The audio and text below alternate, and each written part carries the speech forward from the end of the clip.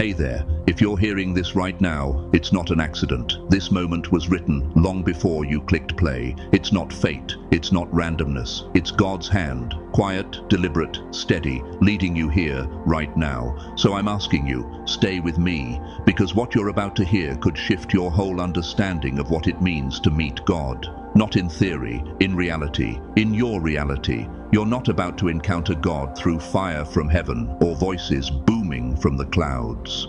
You're going to meet him where you least expect, in the raw, ordinary, beautiful mess of your life. And before we go deeper, let's clear something up.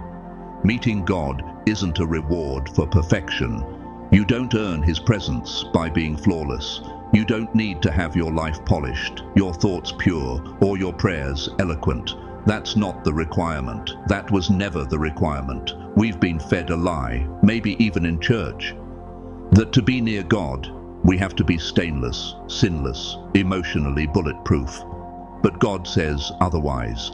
In Romans 5:8 it says, "But God demonstrates his own love for us in this: while we were still sinners, Christ died for us."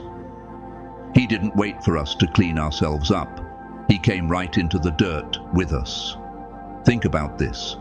A loving parent doesn't stop loving their child because they fall or fail or cry too much. In fact, love grows in those moments.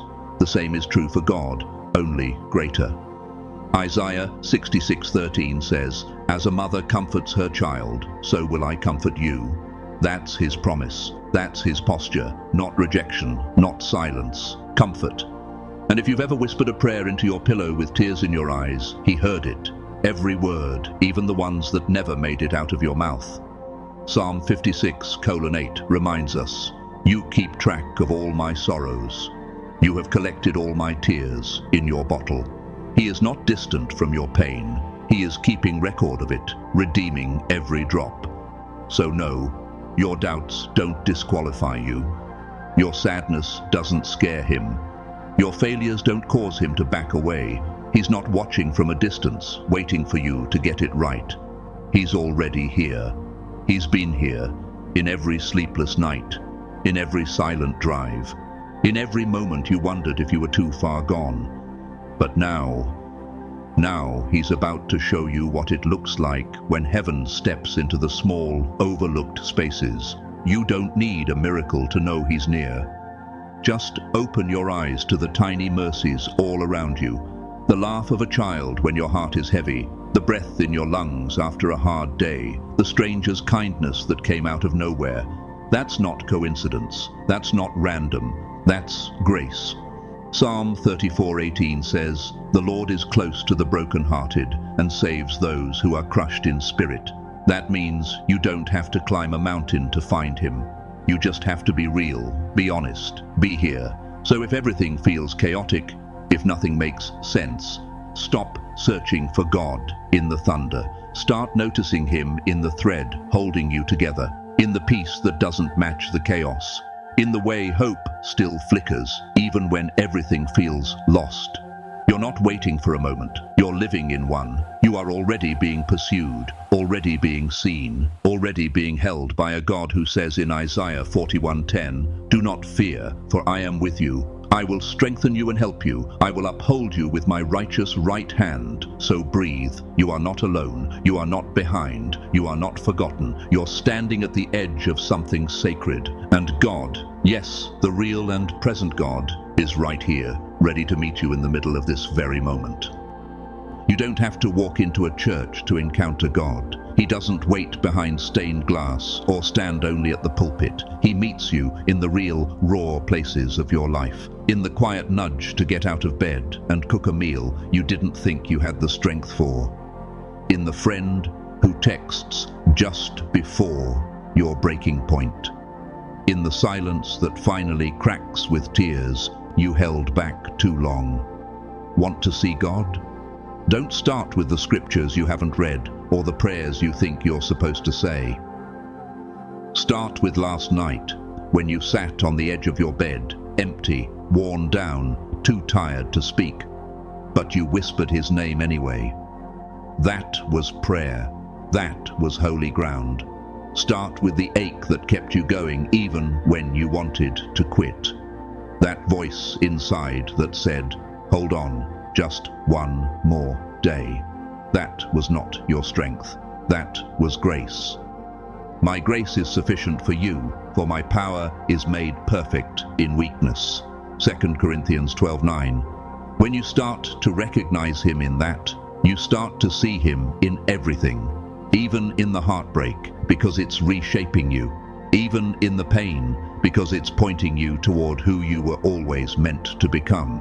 This isn't about chasing some divine experience. It's about waking up to the one you've already been living. You don't have to get your life together first. You don't have to say the right thing. You just have to notice. Maybe that's the whole point of this season. Not learning how to reach God, but learning how to realize he's never left. I am with you always, even to the end of the age.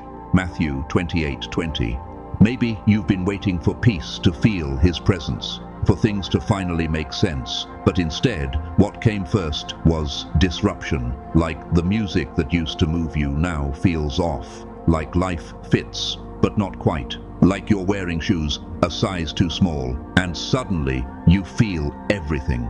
That's not random. That's how he stirs you, not with thunder or lightning, but by making what once felt normal feel just a little off, not broken, just exposed. And maybe this is the moment to pay attention, to stop forcing what no longer fits. Maybe that feeling of restlessness, of discomfort, that's not your failure, that's your invitation. You're not falling apart. You're shedding what's false because something sacred is getting close. Behold, I am doing a new thing. Now it springs forth. Do you not perceive it? Isaiah 43:19. Maybe you've been wondering why nothing feels fulfilling anymore. Why your prayers sound like echoes. Why your careful routines now feel like cages. It's not because you've lost faith. It's because he's making space to show you something deeper. You're being led out of the old way, out of formulas and performance, out of the version of holiness that said, never mess up, never doubt, never waver. But let's be honest, if that's what it took to reach God, who among us would ever make it? The truth is, we don't meet God because we're perfect. We meet him because he's good, because he's near, because he wants to be found. The Lord is near to the brokenhearted and saves the crushed in spirit. Psalm 34:18. Maybe you were taught to bring him your strength, to come polished, certain, rehearsed. But God is not moved by your performance. He is moved by your presence. And even more than that, by your honesty. The moments you finally drop the act. The nights you start your prayers with God, I don't even know what to say anymore. The days you go quiet, not because you've given up, but because you're still trying to believe. That's not failure, that's intimacy. The deepest relationships with God aren't formed in the spotlight. They're born in silence, in the in-between, in the chaos, in the days when your prayers feel dry, your faith feels thin, and your heart can't find the words, but you show up anyway. That's where he meets you. Not when you've perfected the formula, but when you stop pretending you ever could. You think he'd leave just because you broke down, because you've been frustrated, numb, confused. The Lord is close to the brokenhearted and saves those who are crushed in spirit. Psalm 34:18. He's not afraid of your mess. He's not surprised by your silence. You're not falling apart. You're being awakened. You're seeing life with clearer eyes. And yes, it's loud. Yes, it's overwhelming. That's what happens when heaven is about to break in. God isn't preparing a neat little blessing to drop into a clean part of your life. He's moving in, right into the center of your mess. Behold, I am doing a new thing. Now it springs forth. Do you not perceive it? Isaiah 43:19.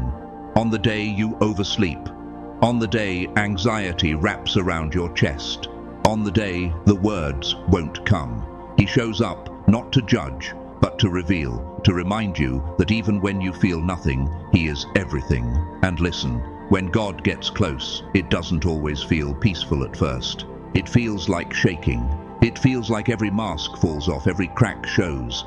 That's not punishment, that's freedom. For our God is a consuming fire. Hebrews 12:29. He burns off what doesn't belong, not to leave you empty, but to make room for what's real. So if your spirit feels raw right now, if focus is hard, if your emotions are all over the place, and you can't find the words to explain it, this is holy ground. This is the threshold of transformation. You're not too emotional.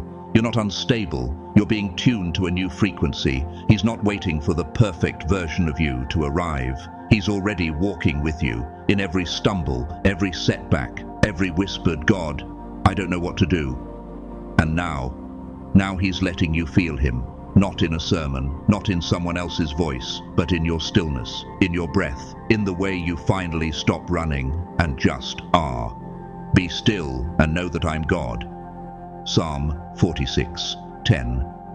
That's where it begins, in the raw, unpolished now. This is what divine encounters look like sometimes. No lightning, no stage lights, just truth, just presence. And once you touch it, even once, you can't go back to pretending. So don't hide, don't apologize for waking up, and for God's sake, truly for his sake, don't try to get perfect before you approach him. Let him meet you here, not the future you, not the cleaned up version, you. And in that stillness, you'll realize something wild. You're not waiting to meet God anymore. You already have. If this message found you today, share it with someone else who needs to hear it. Like the video, subscribe, and keep going. There's another message waiting, the one that speaks straight to where you are right now. Click the video that calls to you, and I'll see you there.